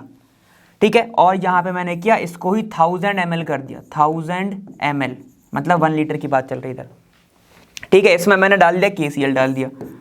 अब मैं बात कर रहा हूँ, मैं सिर्फ इतने वॉल्यूम पर अगर निकालूँ, इतने वॉल्यूम पर, ठीक है, यहाँ पर भी मैं इतने वॉल्यूम पर बनाऊँ। अब यहाँ पर ध्यान से देखना, यहाँ पर जो आयंस थे, क्योंकि यहाँ पर वॉल्यूम कम है तो यहाँ पर इसके जो कंसंट्रेशन था किसका, आयंस का, तो यहाँ पर ज़्यादा होगा। ठीक है, क्योंकि वॉल्यूम कम है, उनके पास स्पेस ही नहीं है, तो वो पास पास चिपक के रहेंगे। ठीक है, ऐसे समझो। ठीक है, तो यहाँ पर कंसंट्रेशन क्या होगा, KCl का ज़्यादा होगा। KCl का अगर कंसंट्रेशन ज़्यादा है, उल्टा करो अब इसका, KCl का अगर कंसंट्रेशन अगर ज़्यादा है तो कंडक्टिविटी भी ज़्यादा होगी। समझ में आ गया। अब सुनो, यहाँ पर मैंने क्या किया, वॉल्यूम बढ़ा दिया, 1000 ml कर दिया। KCl अब क्या रह सकते हैं, एकदम फैल के रह सकते हैं, और फैल के रह सकते हैं तो वो ज़रूरी नहीं कि इस वॉल्यूम के अंदर फॉल करें, है कि नहीं। तो यहाँ पर इसका कंसंट्रेशन कम हो जाएगा, और कंसंट्रेशन कम मतलब क्या हो गया, डाइल्यूशन बढ़ गया, डाइल्यूशन मतलब कंडक्टिविटी बढ़ गई। क्लियर, एकदम कनेक्ट कर पा रहे हो। ठीक है, तो यहाँ पर ये बोल रहा है number of ion per unit volume increases, per unit volume increases on dilution. तो यहाँ पर बताओ, क्या यहाँ पर वॉल्यूम बढ़ रहा है, किसका, आयंस का। आयन का कंसंट्रेशन क्या यहाँ पे बढ़ रहा है, नहीं बढ़ रहा है। क्या यहाँ पे बढ़ रहा है, बिल्कुल बढ़ रहा है। ठीक है, जहां से जैसे जैसे तुम डाइल्यूट करोगे, तुम्हारा आयन का जो तुम्हारा क्या है, तो वॉल्यूम है या फिर पर यूनिट वॉल्यूम है, वो कम होते जाएगा। ठीक है, तो यहाँ पर ए तुम्हारा सही है, आर तुम्हारा गलत है। ठीक है, तो यहाँ पे अपन क्या देखेंगे, देखो ये दोनों बोथ वाले तो अपन पहले ही हटा देंगे। Assertion A is correct but reason is incorrect. ठीक है, तो यही तो अपन ने बात करी, तो तुम्हारा क्या होगा, थर्ड वाला आंसर होगा। आंसर तुम्हारा होगा कैसा, थर्ड। ठीक है, तो इसी के साथ ये क्वेश्चन खत्म। अब नेक्स्ट क्वेश्चन पर चलते हैं। चलिए क्वेश्चन नंबर 17 की बात करेंगे। यहाँ पर क्या है, the COH bond angle in alcohols is slightly less than the tetrahedral angle. ठीक है, और यहाँ पे क्या है, this is due to repulsive interaction. ठीक है, interaction between two lone pair electron on oxygen. ठीक है, तो यहाँ पर ये बोल रहा है कि जो तुम्हारा एल्कोहल है, ठीक है, उसका क्या होता है, जो बॉन्ड एंगल है वो थोड़ा सा कम होता है टेट्राहेड्रल एंगल से। ठीक है, अब उसका रीजन क्या बताया उसने, रीजन ये बताया क्योंकि ऑक्सीजन के ऊपर होते हैं लोन पेयर ऑफ इलेक्ट्रॉन, तो वो करेंगे रिपल्शन। ठीक है, तो क्या कितनी बात ये सही है कितनी नहीं है ये हमें बताना है। ठीक है, तो चलो देख लेते हैं। यहाँ पर हमें पता है टेट्राहेड्रल एंगल कितना होता है, 109 डिग्री 28 मिनट्स होता है, इतना ही होता है। ठीक है, और हम अगर बात करते हैं किसकी, तुम्हारे, और यहाँ पर देखो आर, ये ओ है, यहाँ पर एक हाइड्रोजन है। ठीक है, यहाँ पर क्या होगा, लोन पेयर्स होंगे, लोन पेयर क्या करेंगे, एक दूसरे को रिपल करेंगे। यहाँ पर रिपल्शन के कारण क्या होता है, ये जो एंगल है ये थोड़ा सा कम हो जाता है, ये एंगल थोड़ा सा कम हो जाता है, और लगभग लगभग तुम्हें 108 के बीच में देखने को मिलता है, 108 डिग्री देखने को मिलता है। तो अपना रीजन भी क्या आया, रिपल्सन आया, इनने भी क्या रीजन दिया था, रिपल्सन दिया था। ठीक है, तो एक ऑर्डर हमेशा बेटा याद रखोगे, कौन सा वाला तुम्हारा, lone pair, lone pair repulsion सबसे ज़्यादा होता है, उसके बाद होता है लोन पेयर बॉन्ड पेयर। ठीक है, और उससे कम होता है एकदम बॉन्ड पेयर बॉन्ड पेयर। ठीक है, तो ये ऑर्डर रखोगे, सबसे ज़्यादा रिपल्सन जो होता है वो लोन पेयर क्या होता है, फिर लोन पेयर बॉन्ड पेयर, और फिर बॉन्ड पेयर का। ठीक है, समझ में आ गया। अब बॉन्ड पेयर और लोन पेयर में कंफ्यूज मत हो जाना, जो बॉन्ड बना रहा है वो बॉन्ड पेयर, जो अनशेयर्ड है वो लोन पेयर। ठीक है, चलो इसका अपना आंसर क्या आएगा, दोनों के दोनों सही हैं, तो बोथ के ऑप्शन देखेंगे हम। बोथ क्या, देखो यहाँ पे क्या, both assertion and reason are correct statement, R is the correct explanation of assertion A. ठीक है, तो अपना पहला वाला ही आंसर है। चलते हैं आगे। चलिए क्वेश्चन नंबर 18 सॉल्व करते हैं। यहाँ पे 18 सॉल्व, कौन सा क्वेश्चन कह रहा है तुम्हारा, असर्शन ए। यहाँ पर क्या दिया है कि ये तुम्हें एक कॉम्प्लेक्स दिया हुआ है, ये बोल रहा है कि ये लेस स्टेबल है देन दिस कॉम्प्लेक्स। ठीक है, चलो यहाँ पर ये रीजन ये दे रहा है कि PTEN2 ये तुम्हारा क्या होता है, इथाइलिन डायमाइन। ठीक है, यहाँ पे ये 2 है, Cl2 यहाँ पे 2+ चार्ज है, जो क्या बना रहा है, कॉम्प्लेक्स शोज चिलेट इफेक्ट। ठीक है, तो इसमें से तुम्हें ये बताना है कि कौन सा सही है कौन सा गलत है, या फिर दोनों सही है। ठीक है, तो देखो यहाँ पर ये जो है तुम्हारा En और Cl2 है, ये हमने पढ़ा भी हुआ है पहले भी कि ये ज्योमेट्रिकल आइसोमेरिज्म शो करता है। ठीक है, ये क्या बनाता है, चिलेट बनाता है। कैसे बनाता है, देखो ऐसे रहेगा, Pt तुम्हारा सेंट्रल एटम है, यहाँ पर Cl रहेगा, यहाँ पर Cl रहेगा। ठीक है, और यहाँ पर एक कॉम्प्लेक्स बनाएगा En वाला ऐसे, और एक तुम्हारा बनाएगा ऐसे। ठीक है, यहाँ बनाता है क्या, चिलेट का फॉर्मेशन होता है, और पूरे कॉम्प्लेक्स के ऊपर कौन सा चार्ज है, देखो यहाँ पर 2+ चार्ज है। ठीक है, वहीं पे मैं बात कर रहा हूं क्योंकि ये तुम्हारा क्या है, बाइडेंटेड। ठीक है, डाइडेंटेड है। ठीक है, डाइडेंटेड मतलब कि इसके पास 2 अटैकिंग साइट है, और वहीं पे मैं बात कर रहा हूं यहाँ पे क्या, NH3। ठीक है, यहाँ पर Cl और Cl है, जो यहाँ पर I2 की जैसा तो है वो, लेकिन जो तुम्हारा यहाँ पर En और यहाँ पे NH3 में डिफरेंस आ रहा है, ये तुम्हारा डाइडेंटेड है, ये तुम्हारा मोनोडेंटेड है। ठीक है, तो ये चिलेट का फॉर्मेशन नहीं कर पाएगा, ये कॉम्प्लेक्स फॉर्मेशन इतने अच्छे से नहीं कर पाएगा जितने अच्छे से तुम्हारा कौन कर पा रहा है, ये वाला कॉम्प्लेक्स कर पा रहा है। क्लियर हो गया, जिसके कारण स्टेबिलिटी किसकी बढ़ जाएगी, यहाँ पर स्टेबिलिटी इस कॉम्प्लेक्स की बढ़ जाएगी, इसीलिए इसने लिखा हुआ है कि ये ज़्यादा स्टेबल है इससे, ठीक है। और यहाँ पर देखो रीजन क्या बोल रहा है तुम्हारा कि PtEN2 complex shows chelate effect. फिर यहाँ पे क्या बोल रहा है, PtEN2Cl2 कॉम्प्लेक्स शोज कौन सा इफेक्ट, ये इफेक्ट। अब इसने क्या बोला है कि हाँ ये तो चिलेट इफेक्ट शो कर रहा है, हमने देखा है, लेकिन इसकी स्टेबिलिटी ज़्यादा है, लेकिन ये क्या बोल रहा है, लेस स्टेबल, ठीक है। तो असर्शन तुम्हारा गलत हो जाएगा और तुम्हारा रीजन सही हो जाएगा, ठीक है। तो सबसे पहले अपन ऑप्शन बोथ वाले पहले ही काट देंगे, ठीक है। और अब देखो यहाँ पे क्या, assertion A is correct but reason is not correct. देखो ए तुम्हारा क्या है कि ये लेस स्टेबल है, बिल्कुल नहीं है, वो कॉम्प्लेक्स बना रहा है, ठीक है, चिलेट फॉर्मेशन कर रहा है, तो वो मोर स्टेबल होना चाहिए, तो ये वाला ऑप्शन भी गलत तुम्हारा। अब कौन सा आएगा, फोर्थ वाला, क्या है, assertion is incorrect but reason is correct. Clear हो गया, फिर से सुन लो एक बार, यहाँ पर ये वाला जो कॉम्प्लेक्स है ये चिलेट फॉर्मेशन कर रहा है, ठीक है, क्योंकि तुम्हारा ये क्या है, डायडेंटेड है ना, दो अटैकिंग साइट है, अच्छे से एक कॉम्प्लेक्स बना रहा है, लेकिन यहाँ पर मोनोडेंटेड है, अच्छे से कॉम्प्लेक्स नहीं बन पा रहा है, ठीक है। कॉम्प्लेक्स अच्छा बनेगा, स्टेबल ज़्यादा होगा, लेकिन इनने लेस स्टेबल लिखा हुआ है, तो ये गलत हो गया तुम्हारा, ठीक है। और यहाँ पर नीचे तुम्हारा यही लाइन बताया है, चिलेट इफेक्ट दिखाएगा ये, क्लियर। चलो अपन आगे चलते हैं 19th क्वेश्चन की और बात कर लेते हैं। यहाँ पर 19th क्वेश्चन क्या बोल रहा है, देखो, assertion osmotic pressure is a colligative property, ठीक है। और यहाँ पर रीजन दिया है, osmotic pressure is directly proportional to molarity, clear है। तो सुनो यहाँ पर चीज़ें क्या होने वाली, हम सबको पता है कॉलिगेटिव प्रॉपर्टी क्या होती है कि नेचर ऑफ सॉल्यूट पार्टिकल पर डिपेंड करने वाली प्रॉपर्टी को ही कॉलिगेटिव प्रॉपर्टी कहते हैं, ठीक है। और हम सबको पता है, ठीक है, कॉलिगेटिव प्रॉपर्टी के अंदर कौन कौन आता है, तुम्हारा ऑस्मोटिक प्रेशर आता है, 4th नंबर पर पढ़ा होगा तुम लोगों ने पॉइंट में, ठीक है। और यहाँ पर लिखा हुआ है osmotic pressure is directly proportional to molarity. तो एक काम करो, NCERT में तुम्हारा बस ऑस्मोटिक प्रेशर वाला टॉपिक खोल लो,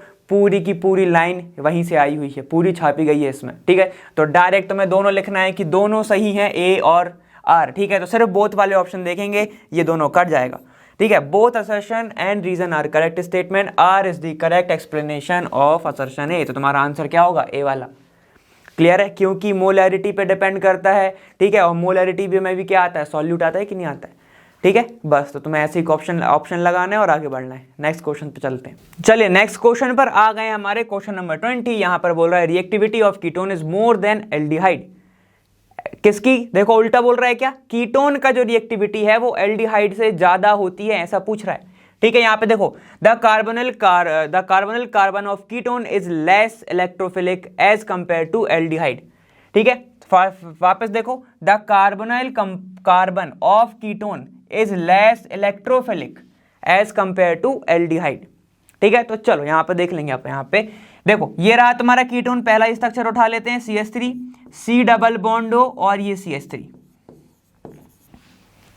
क्लियर। अब देखो आगे आओ, यहाँ पर क्या है, एल्डिहाइड का उठा रहा हूं मैं, देखो CH3 और C डबल बॉन्ड O, यहाँ पर एक H होगा, क्लियर।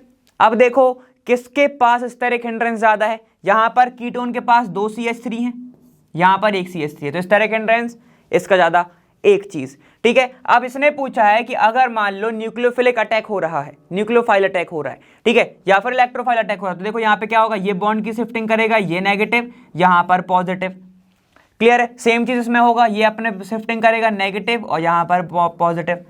CH3 तुम्हारा क्या होता है, प्लस आई इफेक्ट, मतलब वो इलेक्ट्रॉन पुश करेगा दूसरे के साइड, ठीक है। तो यहाँ पर एक ही CH3 इलेक्ट्रॉन पुश करने वाला, यहाँ पर 2 CH3 इलेक्ट्रॉन पुश करने वाले, ठीक है। तो इसका जो पॉजिटिव नेचर है वो तो खत्म ही हो जाएगा, क्योंकि 2 लोग पुश कर रहे हैं इलेक्ट्रॉन, इसका पॉजिटिव नेचर थोड़ा सा बच जाएगा। तो इलेक्ट्रोफिलिक कौन सा ज्यादा अच्छा है, ये वाला या ये वाला, एल्डिहाइड अच्छा है, ठीक है। और रिएक्टिविटी किसकी ज्यादा है, एल्डिहाइड की ही ज्यादा है, कीटोन की नहीं है। क्यों, क्योंकि देखो यहाँ पर क्या है, यहाँ पर अनस्टेबिलिटी ज्यादा है, अनस्टेबिलिटी ज्यादा है, पॉजिटिव कैरेक्टर कम आ रहा है, यहाँ पे पॉजिटिव कैरेक्टर ऑफ कार्बन ज्यादा आ रहा है, ठीक है। तो चलो अपन वापस से पढ़ लेते हैं, reactivity of ketone is more than aldehyde. तो बिल्कुल नहीं, ऐसा कुछ नहीं होता है, एल्डिहाइड अच्छे से रिएक्ट करता है। यहाँ पे देखो क्या है, the carbonyl carbon of ketone is less electrophilic. देखो कार्बोनिल कार्बन ऑफ कीटोन यहाँ पर क्या है, लेस इलेक्ट्रोफिलिक है कि ये, ठीक है। क्या पॉजिटिव चार्ज ज्यादा तो लेस इलेक्ट्रोफिलिक होगा क्या, नहीं होगा, क्यों, पॉजिटिव पावर अगर ज्यादा है, ठीक है, तो इलेक्ट्रोफाइल अच्छा होगा। यहाँ पर क्या है, लेकिन नहीं है, तो यहाँ पे क्या है, लेस इलेक्ट्रोफिलिक है एज कंपेयर टू एल्डिहाइड, ठीक है। तो ये बात एकदम सही बोल रहा है, ठीक है। तो अपन क्या करेंगे, एक तुम्हारा सही नहीं है और आर सही है। चलो लगाओ यहाँ पे क्या है, assertion A is incorrect but reason is correct, ठीक है। तो यहाँ पे तो 4th वाला होगा आंसर, आंसर क्या होगा तुम्हारा 4, आंसर होगा फोर्थ वाला। क्लियर है? चलो अब अपन आगे चलते हैं। 21 क्वेश्चन की बात करेंगे यहाँ पे सेट नंबर 3 पे। इन द गिवन रिएक्शन, ठीक है, यहाँ पर एक गिवन रिएक्शन दी गई है। यहाँ पे क्या बना रहा है, a + 3b बना रहा है 2c। The rate formation of c तुम्हारे इतना गिवन है। Calculate the rate of reaction, और तुम्हें रेट ऑफ डिसअपीयरेंस बताना है b का। दो चीजें बतानी है, रेट ऑफ रिएक्शन निकालना है और दूसरी चीज तुम्हें बताना है रेट ऑफ डिसअपीयरेंस। ध्यान देना, रेट ऑफ डिसअपीयरेंस, ठीक है। डिसअपीयर होने वाला, डिसअपीयर है तो साइन कौन सा आएगा, जरा सोचो, ठीक है। इसको मैं लिख रहा हूं सबसे पहले a प्लस, यहां पर है तुम्हारा क्या, a + 3b बना रहा है यहां पर 2c, ठीक है। तो रेट ऑफ रिएक्शन कैसे लिख सकते हैं, रेट ऑफ रिएक्शन कैसे लिखेंगे, ध्यान से देखना, ठीक है। यहां पर क्या हो रहा है, रेट ऑफ रिएक्शन क्या होगा, चेंज इन कंसंट्रेशन अपॉन तुम्हारा टाइम, यही होगा रेट। चलो देखते हैं यहां पर कंसंट्रेशन, क्योंकि a का क्या हो रहा है, इसको मैं लिखूंगा कंसंट्रेशन ऑफ a, ठीक है, अपॉन कितने टाइम में, dt टाइम में, ऐसा। ध्यान से देखना, अब यहां पर A तुम्हारा क्या है, रिएक्टेंट है, तो उसका कंसंट्रेशन कम होगा। कम होगा मतलब थोड़ा सा नेगेटिव आएगा वैल्यू, ठीक है, तो ये हो जाएगा नेगेटिव। हमेशा रिएक्टेंट की वैल्यू को नेगेटिव लिखेंगे क्योंकि वो कम होते जा रहा है टाइम के साथ साथ, तो उसकी वैल्यू नेगेटिव हो जाएगी। क्लियर है? चलो एक कॉल आ जाओ। यहां पर देखो कोई भी कोफिशिएंट सामने नहीं था, इसलिए अपन ने कोई भी चीज नीचे नहीं लिखी। क्लियर? अब आगे आओ, यहां पर क्या देखो, चेंज इन कंसंट्रेशन तो d कंसंट्रेशन b, ठीक है, अपॉन टाइम के साथ तो dt। इसके साथ कोफिशिएंट है 3, तो ये हो जाएगा 1/3 ऐसा, ठीक है, या फिर 3 dt लिख सकते हो, कोई दिक्कत नहीं, 1 मत लिखो, ठीक है। यहां पर देखो क्योंकि ये भी रिएक्टेंट है, ये भी कम हो रहा होगा, इसलिए इसके साथ माइनस चार्ज। इक्वल क्या होगा, देखो अब यहां पर क्या होगा, अब हम आ गए हैं सी का लिखने के लिए। सी तुम्हारा क्या हो रहा है, अपीयर हो रहा है। अगर रिएक्टेंट डिसअपीयर हो रहे हैं तो सी अपीयर हो रहा है। बोलने का मतलब क्या है, अगर रिएक्टेंट कम होते जा रहे हैं एक टाइम के बाद तो प्रोडक्ट बढ़ता जा रहा है ना, प्रोडक्ट तो तुम्हें दिखते जा रहा है, ठीक है। तो यहां पर क्या बनेगा, देखो यहां पर हो जाएगा d concentration of c upon ये कितना हो जाएगा 2 dt, ऐसे। क्या यहां नेगेटिव का साइन आएगा, नहीं आएगा, क्यों, क्योंकि टाइम के साथ साथ प्रोडक्ट बढ़ रहा है, रिएक्टेंट कम हो रहे थे इसलिए नेगेटिव आया, ठीक है, इसमें नहीं आएगा। चलो, तो ये हो गया तुम्हारा रेट ऑफ रिएक्शन। अब तुमसे क्या पूछा है, यहां से पूछा तुमसे रेट ऑफ डिसअपीयरेंस निकालो b का, ठीक है। तो एक काम करो, एक की वैल्यू तुम्हारे पास गिवन है तो इससे ही हम निकाल लेंगे इसका। ध्यान से देखेंगे, ठीक है। यहां पर देखो क्या है तुम्हारा नेगेटिव, ठीक है, इसको मैं पूरा उठाऊंगा। अब सुनो, अगर तुम निकाल रहे हो, ध्यान से सुनना, अगर तुम क्या निकाल रहे हो, यहाँ पे डिसअपीयरेंस निकाल रहे हो, तो देखो नेगेटिव साइन मत लो, ठीक है, यहाँ पे नेगेटिव साइन नहीं लेना, ठीक है। अब देखो क्या आएगा तुम्हारा, ठीक, ले भी सकते हो, कोई दिक्कत नहीं। देखो यहाँ पे ऐसा माइनस, ठीक है, यहाँ पर d concentration of b upon यहाँ पे क्या है, देखो 3, और ये है तुम्हारा dt इज इक्वल टू तुम्हारा क्या आएगा, देखो यहाँ पर d concentration of c upon तुम्हारा 2 इंटू dt। अब ध्यान से देखना, ठीक है, माइनस का साइन आएगा, है ना। अब सुनो यहाँ पे एक बात ध्यान से सुनना, अगर कोफिशिएंट के बिना मैं लिख रहा हूं, अगर मैं कोफिशिएंट के बिना लिख रहा हूं तो वो फॉर्मूला क्या होगा, डिसअपीयरेंस और अपीयरेंस का। कैसे, ध्यान से देखो। अब जो भी मैं ब्लू कलर के मार्क कर रहा हूं, ध्यान से देखना, ये जो तुम्हारा रहेगा, इतने को क्या मैं बोल सकता हूं, सिर्फ इतने को, देखो 3 बाहर है, इतने को मैं बोल सकता हूं रेट ऑफ डिसअपीयरेंस, ठीक है, और इतने को मैं बोल सकता हूं रेट ऑफ अपीयरेंस, ऐसा। क्लियर है? मतलब कोफिशिएंट के बगैर जो होगा वो तुम्हारा डिसअपीयरेंस होगा और अपीयरेंस होगा, लेकिन कोफिशिएंट के साथ लिखना है तो तुम रेट ऑफ रिएक्शन में क्या लिखोगे, कोफिशिएंट के साथ लिखोगे। क्लियर है? चलो अब यहां पे देखो, इतना क्या होगा, रेट ऑफ डिसअपीयरेंस, तो मैं लिखूंगा rate of disappearance of A, of तुम्हारी बी, अपॉन कितना है, देखो 2 है, अपॉन हो गया 2, अपॉन 3 है, ठीक है, तो अपॉन हो जाएगा 3। क्लियर? इज इक्वल टू कितना होगा, देखो यहां पर ये तुम्हारा क्या है, सी है, तो ये सी क्या हो रहा है, अपीयर हो रहा है, ठीक है। यहां पर रेट ऑफ अपीयरेंस कितनी है, मतलब फॉर्मेशन की रेट कितनी है, देखो 2.5, तो इसको मैं लिखूंगा 2.5 इंटू 10 की पावर कितना है, देखो -4 अपॉन कितना है तुम्हारा 2, तो मैं इसको ऐसे ही लिख देता हूं 2। क्लियर है? एक चीज और देखो, एक चीज और अच्छे से देखना, रेट ऑफ, मैं लिखूं डिसअपीयरेंस, डिस तुम्हारा क्या है, अपीयरेंस, या फिर मैं लिखूं रेट ऑफ रेट ऑफ तुम्हारा, एक मैं क्या बोल रहा हूँ, फॉर्मेशन बोल रहा हूँ या फिर क्या वो बोल रहा हूँ तुम्हारा, ठीक है। तो अगर रेट ऑफ डिसअपियरेंस लिख रहा हूँ या फिर रेट ऑफ डिग्रेडेशन में लिख रहा हूँ तो वो एक ही बात है, ठीक है। और अगर यहाँ पर क्या देखो, रेट ऑफ फॉर्मेशन लिख रहा हूँ या रेट ऑफ अपीयरेंस बोल रहा हूँ तो दोनों एक ही बात है।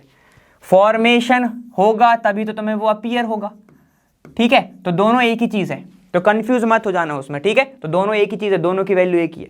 चलो जाओ, अब यहाँ पे क्या निकालना है तुम्हें, रेट ऑफ डिसअपियरेंस निकालना है। तो बस वैल्यू को एक्सचेंज कर दो, यहाँ पे क्या जाएगा, rate of disappearance of B, ठीक है। तो ROD लिखा है मैंने, इज इक्वल टू कितना हो जाएगा, 3 इंटू 2.5 इंटू 10⁻⁻⁴ अपॉन 2।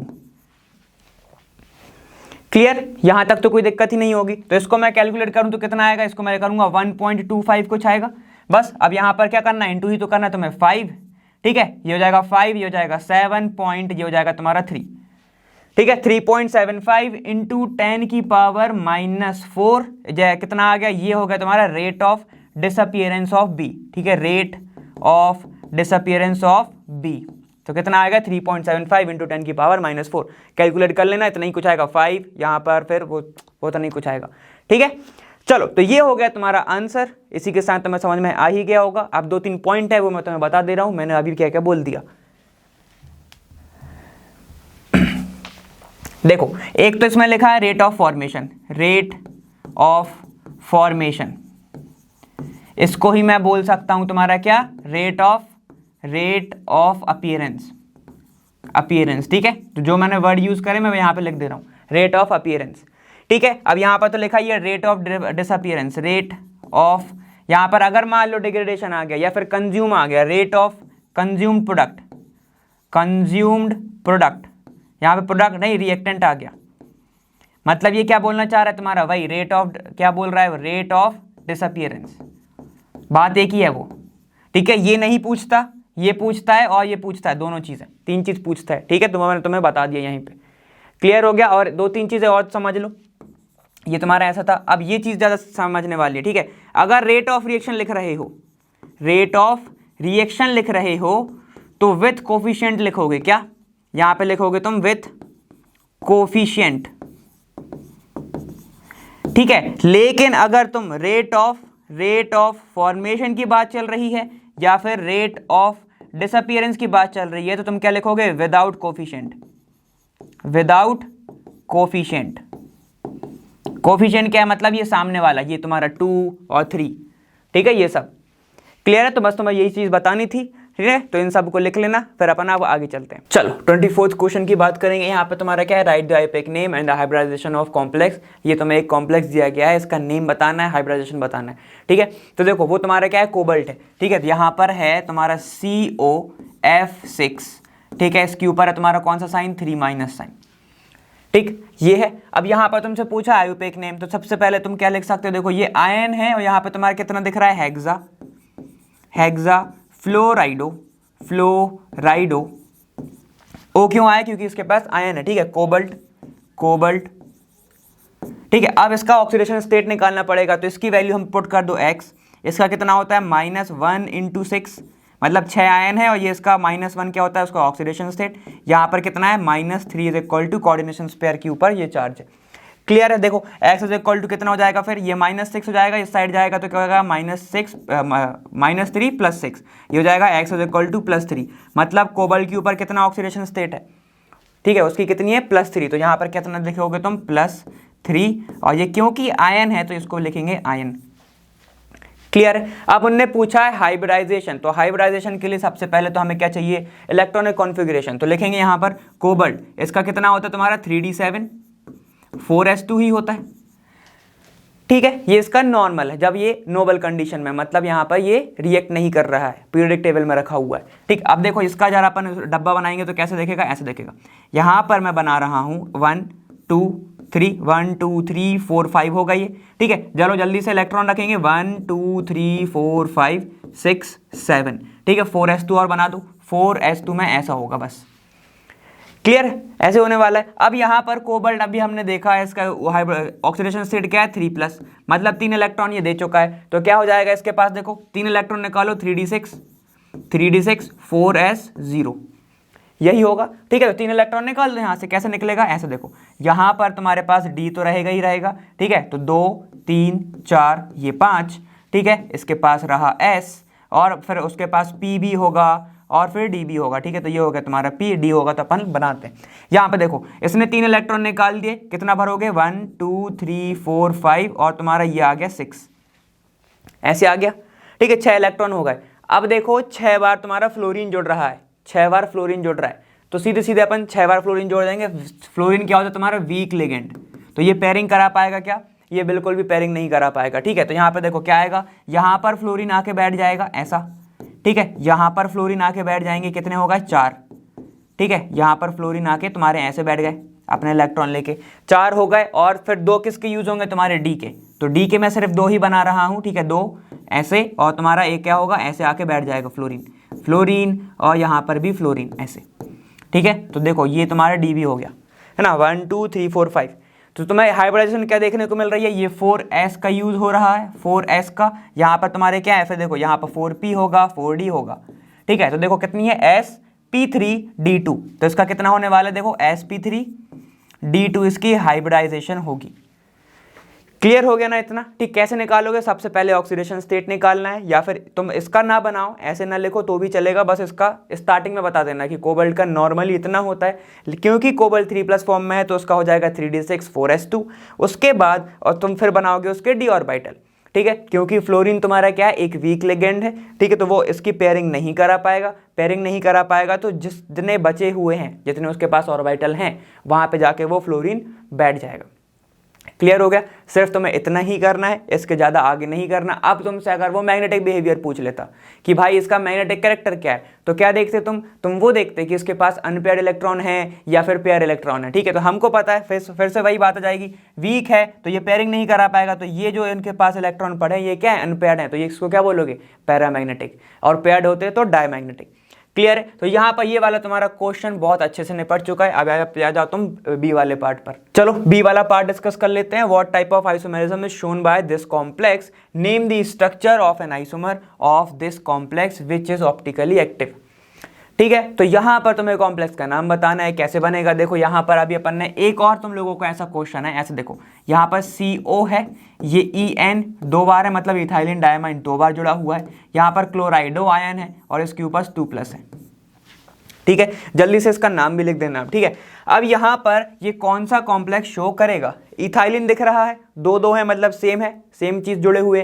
तो यहाँ पर कौन सा करने वाला तुम्हारा, वही देखो कैसे दिखेगा। पहले मैं बना रहा हूँ, फिर आइसोमेरिज्म का तुम नाम बताओगे। ये रहा तुम्हारा सेंट्रल मेटल, है ना, यहाँ पर जुड़ा रहेगा तुम्हारा इथाइलिन ऐसे, और एक साइड जुड़ा रहेगा तुम्हारा इथाइलिन ऐसे। ठीक है, ऐसे जुड़ा रहेगा, यहाँ पर Cl और यहाँ पर Cl।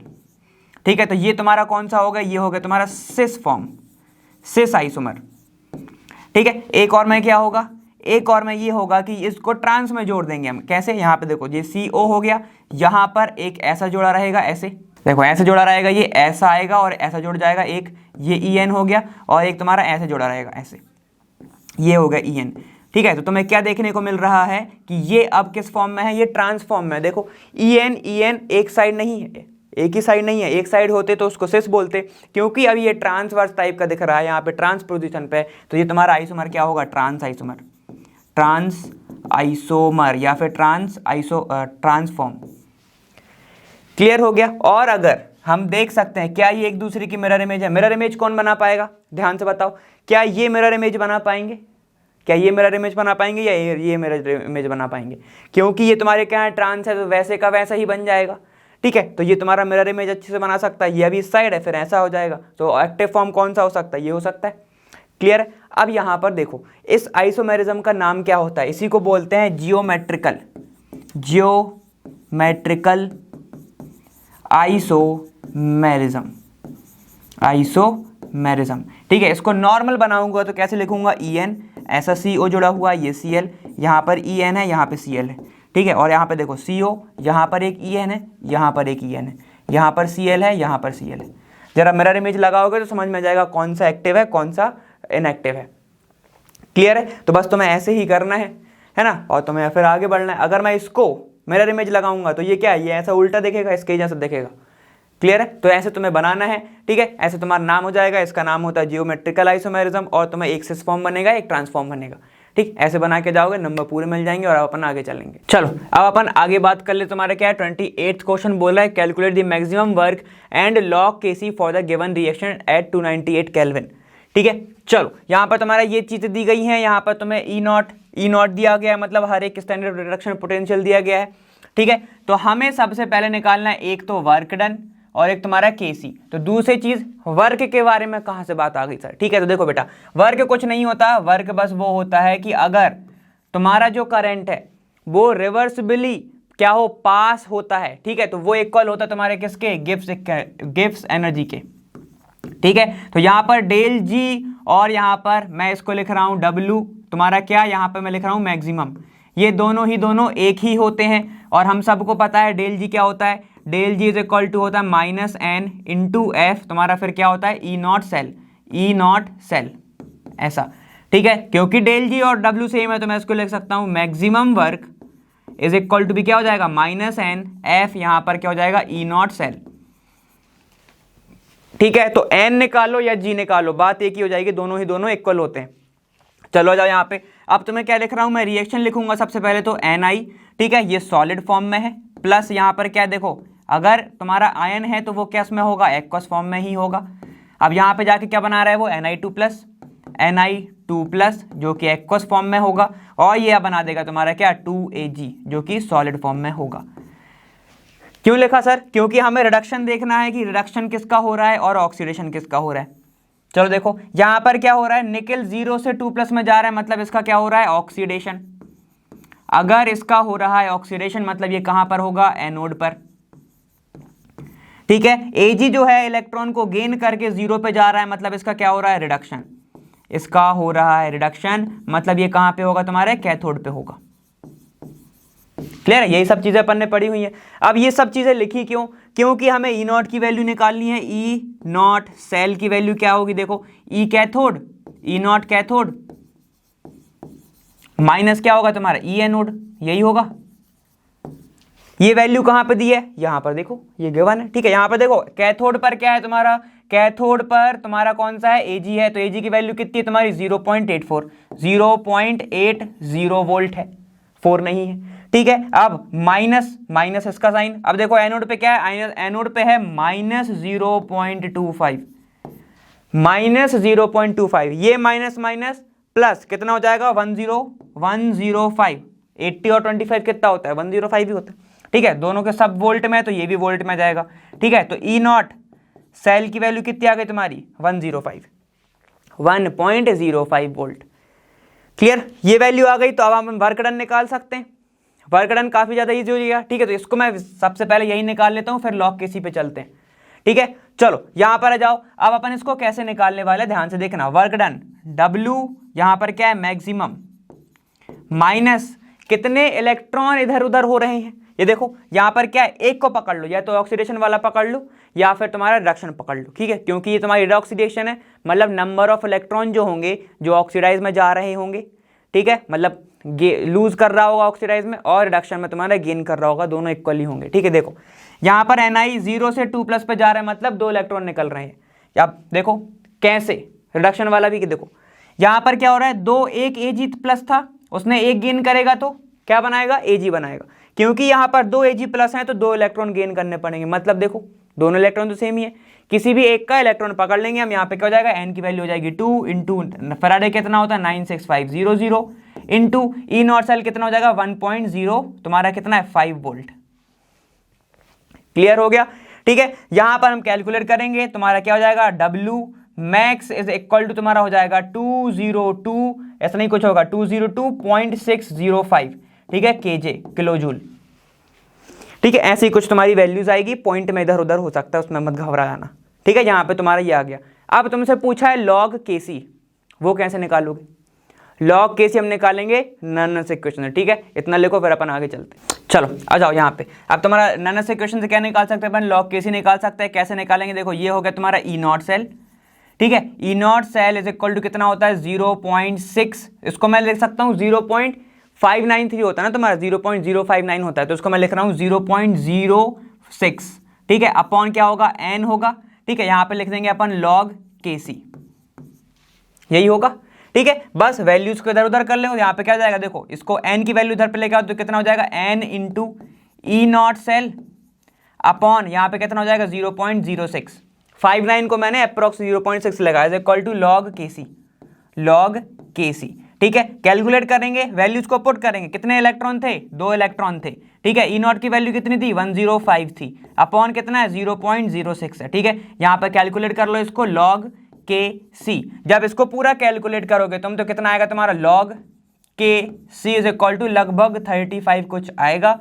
ठीक है। अब यहाँ से kc की वैल्यू निकालनी रहेगी तो log को साइड कर लेना, क्योंकि हमसे log kc ही पूछा तो अपन ने यहाँ पे आके छोड़ रहे हैं, ठीक है। kc निकालना है तो ये क्या हो जाएगा तुम्हारा kc इज इक्वल टू हो जाएगा log, ठीक है, यहाँ पे 35, एंटी लॉग लगा लेना, यहाँ पे तुम्हारी वैल्यू ऐसे निकल जाएगी, क्लियर है। चलो खत्म, अब अपन आगे चलते हैं। चलो अब तुम्हारा नेक्स्ट क्वेश्चन यहाँ पे क्या देखो, 29 क्वेश्चन लिखा हुआ है, a first order reaction is 40% complete in 80 minutes, ठीक है। चलो मतलब कि यहाँ पे एक फर्स्ट ऑर्डर रिएक्शन है जो कि 40% कंप्लीट हो रही है 80 मिनट में है। यहाँ पे क्या, calculate the value of rate constant के in what time will the rate reaction 90% complete होगी। तुमसे पूछा है तुम्हारी जो एक रिएक्शन है वो 40% कंप्लीट हो रही है 80 मिनट में, ठीक है, तो 90% कितने मिनट्स में होगी वो निकालना है और रेट कांस्टेंट के की वैल्यू निकालना है। चलो देखो यहाँ पर तुम्हें लॉग की कुछ वैल्यूज दी गई हैं, तो अब तुम्हें इधर उधर नहीं मंडराना है। चलो आ जाओ यहाँ पे। अब यहाँ पर अगर मैं बात कर रहा हूँ फर्स्ट रेट ऑफ रिएक्शन की, तो इसको मैं लिख सकता हूँ के इज इक्वल टू कितना होता है 2.303 by time log concentration of initial concentration upon final concentration, ठीक है। तो यहां पे लिख दे रहा हूं IC और तुम्हारा FC, ठीक है। अब देखो यहां पर वैल्यूज को सारी की सारी पुट कर दो जितनी तुम्हारे पास हैं। सबसे पहले हमें K की वैल्यू निकालनी है, तो हमारे पास सब वैल्यूज प्रेजेंट होनी चाहिए। देखो यहां पर टाइम हमारे पास कितना है, 80 मिनट है पहले वाले के लिए, ठीक है। और यहाँ पे इनिशियल कंसंट्रेशन वो बोल रहा है, मान लो अपन उसको अप्रोक्स अपन मान लेंगे 100, 40% कंप्लीट हो गई मतलब 100 माइनस 40, ठीक है, सारी वैल्यूज हैं। चलो देखो अब अपन इसको एक्सप्लेन करते हैं।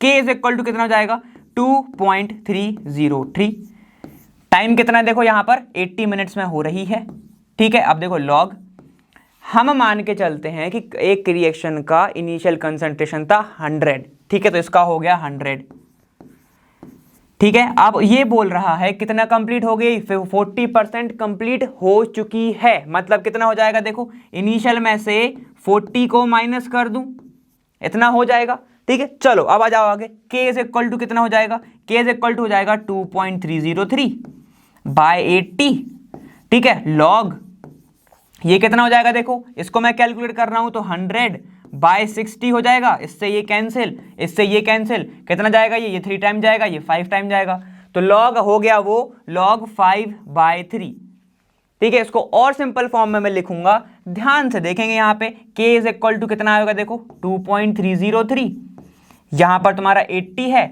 log m/n क्या होता है, log m माइनस n, ठीक है, तो log 5 माइनस log 3, ऐसे सारी वैल्यूज को पुट करो। चलो आ जाओ यहां पे देखो कितना है 2.303, K is equal to 2.303 by तुम्हारा 80, ठीक है। देखो log 5 की वैल्यू कितनी है तुम्हारी 0. यहां पर इंटू 0.6771 माइनस यहां पर देखो log 3 की वैल्यू कितनी है तुम्हारे पास 0.4771, तो 2 टाइम्स ही तो है, 0.2 ही तो है वो, ठीक है। अब यहां पे देखो K की वैल्यू निकालोगे तो कितनी आएगी तुम्हारी, देखो यहां से हम चले थे, ठीक है, तुम्हारी K की वैल्यू कितनी आएगी इसको देखेंगे तो 5.6 इंटू 10 की पावर -3 कुछ रेट है तो कंसंट्रेशन बाय टाइम आएगा, तो mole litre inverse second inverse, ठीक है। तो चलो यहाँ पे ये हो गया तुम्हारा K की वैल्यू। अब तुमसे क्या पूछा है, जब 90% हो जाएगी, ठीक है, तो टाइम क्या आएगा, सेम यही फॉर्मूला लगाएंगे, K की वैल्यू है, टाइम को उधर ले जाओ, ठीक है। चलो आ जाओ यहाँ पर देखो यहाँ पर क्या बोला, K की वैल्यू निकालो, K इज इक्वल टू कितना हो जाएगा 2.303 बाय यहाँ पर टाइम, ठीक है, log initial concentration upon final concentration, ठीक है। अब अगर 90% हो गई, इनिशियल कंसंट्रेशन 100, 90% हो गई तो कितना हो जाएगा 100 माइनस 90 10, ठीक है। तो चलो सारी वैल्यूज को पुट कर रहा हूं, T को इधर लेके आ रहा हूं, तो T इज इक्वल टू कितना हो जाएगा 2.303, के की वैल्यू कितनी निकाली अपन ने 5.6 इंटू 10⁻³ ठीक है लॉग, ठीक है इनिशियल कंसंट्रेशन 100/90, 100/10 कितना हो जाएगा 10, ऐसा log 10 की वैल्यू कितनी होती है 1। क्लियर हो गया, ऐसा लिखा देखो मैंने log, ये था 100, ठीक है 100 माइनस हो जाएगा 90 तो ये 10 से 0 से 0 कैंसिल, बच गया log 10 की वैल्यू होती है 1। क्लियर हो गया यहाँ पर। अब इसको सॉल्व करना है, बड़ा इजी है, ठीक है। इसको मैं ऐसे लिख सकता हूँ, देखो t इज इक्वल टू, मैं लिख सकता हूँ इसको 2303 इंटू 10⁻³ अपॉन इसको मैं लिख सकता हूँ 5.6 इंटू 10⁻³ -3 से -3 कैंसिल, ठीक है। इसको सॉल्व कर लो तो कितना हो जाएगा, देखो ये हो जाएगा तुम्हारा 411.25, ठीक है। टाइम कितना आएगा तुम्हारा 411.25। क्लियर है, तो यहाँ पे तुम्हारी इसकी वैल्यू ये आ गई। समझ में आ गया। सारे के सारे टाइम किस में है, देखो ये भी मिनट्स में है और ये भी तुम्हारा किस में पूछा है 90 मिनट्स में, ठीक है। तुम्हारे मिनट्स में ही तो पूछा होगा वो, जब अब मैंने मिनट्स में पुट करी तो ये वैल्यू किस में आई होगी, मिनट में आई होगी। क्लियर है, तो ये अंडरस्टूड होता है। समझ में आ गया इतना। सारी वैल्यूज में हमने सिर्फ एक ही फॉर्मूला का खेल खेला है, तुम्हारा ये वाला फॉर्मूला, यही है तुम्हारा मेन, ठीक है, यही है तुम्हारा मेन, ठीक है। बस यही फॉर्मूले को पुट करेंगे और हम आगे चलेंगे। इसी के साथ ये वाला क्वेश्चन खत्म, नेक्स्ट क्वेश्चन पर चलते हैं। चलो 31वां क्वेश्चन देख लेते हैं। यहाँ पे 31वां क्वेश्चन बोल रहा है write the major products of the following reaction, ठीक है। मेजर प्रोडक्ट के बारे में सिर्फ लिखना है हमें यहाँ पे, ठीक है। सबसे पहले क्लोरोबेंजीन रिएक्ट कर रहा है H2SO4 के साथ, ठीक है। H2SO4 के साथ रिएक्शन हो रही है तो ये एक अनोखी रिएक्शन होती है जिसमें HSO4 माइनस नहीं जुड़ता है, ठीक है, SO3H जुड़ता है, ठीक है। तो बस हमें यहाँ पे देखना है, ये मैंने बताया भी हुआ है, ठीक है। ये तुम्हारा क्लोरोबेंजीन आ गया, ठीक है। यहाँ पर ये है क्लोरोबेंजीन और मेजर प्रोडक्ट क्लोरो जो है तुम्हारा, क्लोरीन जो होता है बेंजीन के ऊपर, वो ऑर्थो पैरा डायरेक्टिव होता है, ऑर्थो पैरा डायरेक्शन देना, ठीक है। तो यहाँ पर या तो ऑर्थो पे जुड़ेगा या तो पैरा पे। अगर ऑर्थो पे जुड़ा तो यहाँ पर रिपल्शन काफ़ी ज़्यादा होगा, इसलिए मेजर प्रोडक्ट कहाँ पे बनेगा, ऐसा SO3H यहाँ पर जुड़ जाएगा, ऐसे। क्लियर हो गया, ठीक है। तो ये होगा तुम्हारा क्या, major product, major product, major product. Clear हो गया, तो ये तुम्हारा होने वाला है। इसको क्या बोलते हैं, सल्फोनिक एसिड, तो ये क्लोरो है, ठीक है। तो यहाँ पे हो जाएगा तुम्हारा क्लोरोसल्फोनिक एसिड।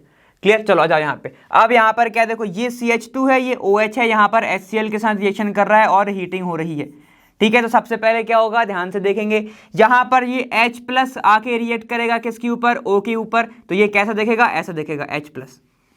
क्लियर है, तो ये क्या होगा, फिर एट लास्ट ये निकल जाएगा क्या बना के, वाटर मॉलिक्यूल बना के, ठीक है। और यहाँ बन जाएगा कार्बोकैटायन, और कार्बोकैटायन से फिर रिएक्ट करेगा तुम्हारा Cl-, क्या बनेगा, ध्यान से देखेंगे। यहाँ पर देखो ये क्या हो गया, यहाँ बन गया CH2 और Cl आके यहाँ पर जुड़ गया, ठीक है। बाकी का बेंजीन जैसे का तैसा, और यहाँ पर O और H जुड़ा ही है।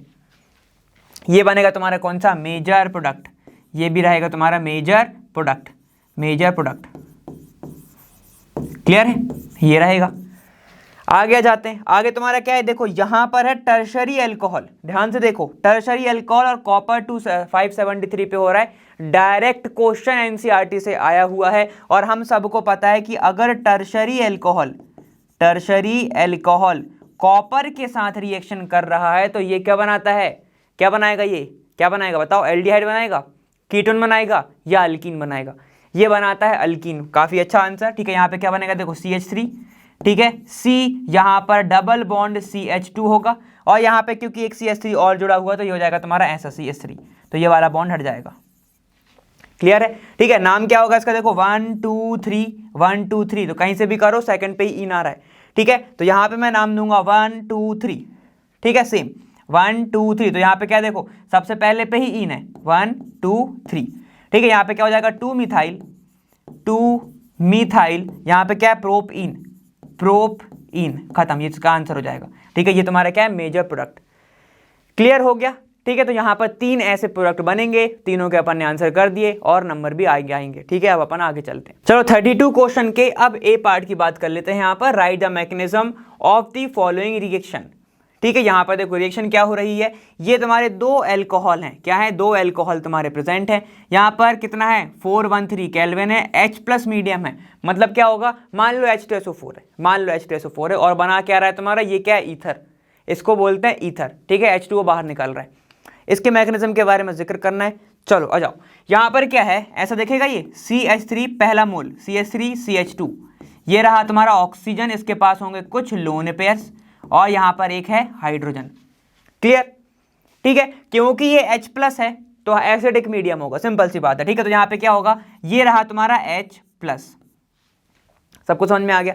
अब ध्यान से देखेंगे, ये लोन पेयर इस पे आके अटैक करेगा, क्या बनाएगा, ध्यान से देखो, ये बनाएगा CH3, ठीक है, CH2, यहां पर ऑक्सीजन, यहां पर एक H और एक H, यहां पे बन जाएगा प्लस चार्ज।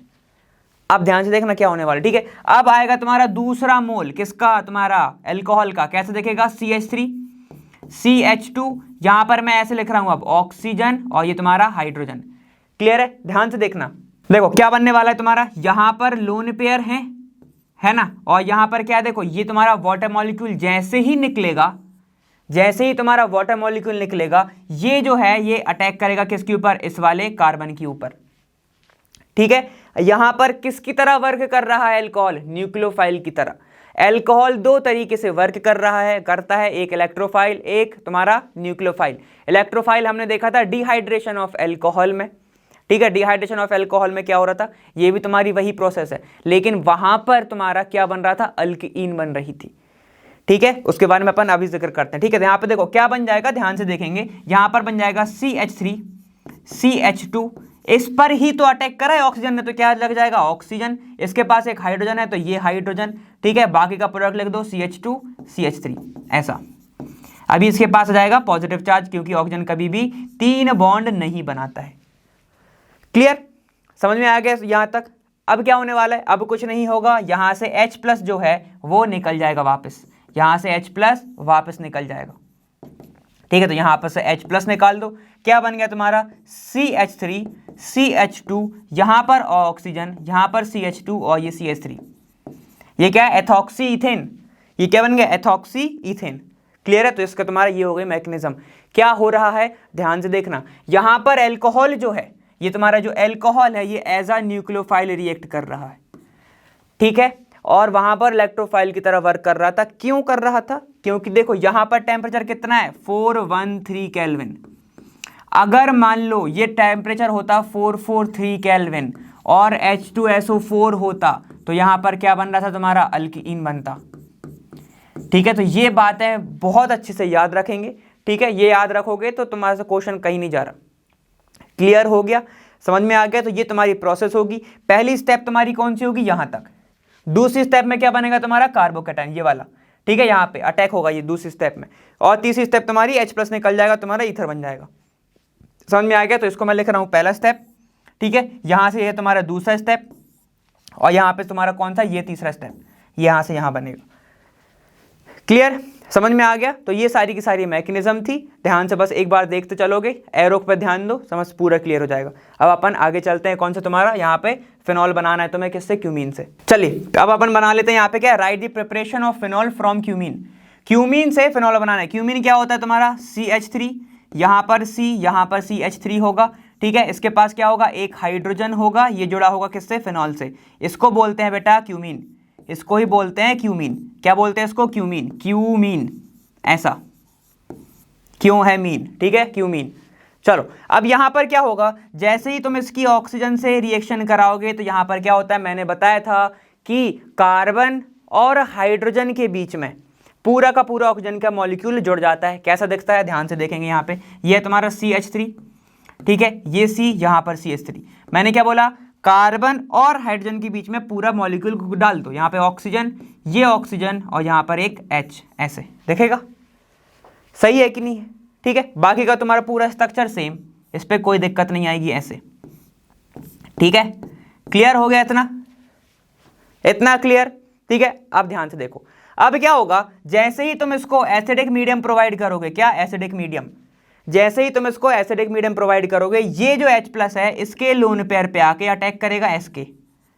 ठीक है, क्या बना देगा, देखो ये ऐसे बनाएगा, CH3, ये C, ये CH3, ठीक है, डायरेक्ट कर देंगे यहाँ पर ऑक्सीजन, यहाँ पर क्या बन जाएगा, OH, और ये एक H।